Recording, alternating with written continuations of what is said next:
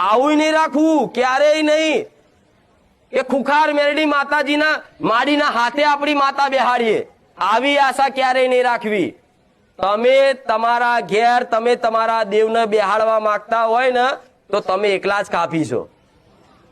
એને તો ભાવ જોઈએ છે. તમારા કાકા કુટુંબ ઘર પરિવાર ના માનતું હોય ને પણ એક દીકરો, ખાલી એક ઘરમાં એક દીકરો મને માનતો હોય ને અને કે હે માં મેલડી, માં તું અમારા વડવાઓની માતા ચો છું, માં હું તને બોલાવું છું, આય. એટલા પોકારમાં ના દાખલાની જરૂર પડે, ના ધૂપ ધુમાડાની જરૂર પડે, ના શ્રીફળ ચુંદડી અગરબત્તીની જરૂર પડે, ના ઝાર ખીચડાની જરૂર પડે, ના મોટા હારની જરૂર પડે. ખાલી બોલો ને કે મારા બાપની માતા ચો છું, તો તમારી માં છે ને જાગતી જ હોય પણ દીકરાના ટવકાની રાહ જોતી હોય, જેમ મારા દીકરાના ટવકે ઉગતા પોરની મેલડી જાગૃત બની. તો આમાં ભુવાની જરૂર પડે.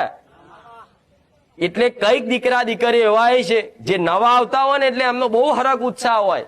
તમારો હરખ જો, તમારો હરખ કેટલો બધો છે મારા પ્રત્યે.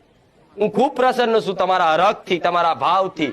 તમે આ જે માં કરો છો, હું આવું તાર મારા દર્શન કરવા પડાપડી કરો છો, મારી ચૂંદડી ખેંચો છો, માથે હાથ પકડીને મેલાવડાવો છો.